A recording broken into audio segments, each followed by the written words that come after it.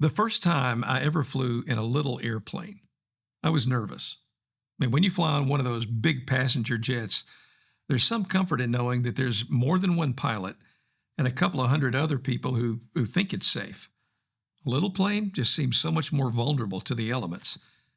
But two things gave me comfort. It had two propellers, and the pilot, well, he had gray hair and wore a cap that said Grandpa. I like pilots who prefer the old ways and probably hate all the new songs at church. And he was a former Marine, a by-the-book kind of guy, so I trusted him. Psalm 16 is all about trust. It begins with a plea for security. Keep me safe, O God, for in you I take refuge. That's a great pre-flight prayer, by the way. The word refuge here means to take shelter from bad weather or from enemies.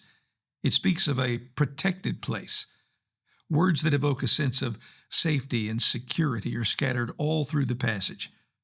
The psalm helps us answer the question, what does it mean to trust God? Well, the answer comes in verse 2. I said to the Lord, you are my Lord. Apart from you, I have no good thing. Real trust in God means saying to God, you're the boss. You set the agenda.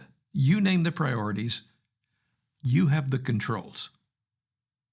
When I got to fly on that little plane, the only seat available was the one right next to the gray-haired former Marine grandpa. I sat in the co-pilot's seat. Every knob and dial and pedal and lever and button and switch was within my reach, and I didn't touch a single one. The last thing I wanted was for my last words to be, what does this button do? In that situation, trusting the pilot meant letting him have complete control of the cockpit. And that's what trust in God means too. Most of the crashes in life happen because we try to take the controls out of God's hands into our own. That's exactly why our maiden flight, the one told in the first 3 chapters of Genesis, crashed.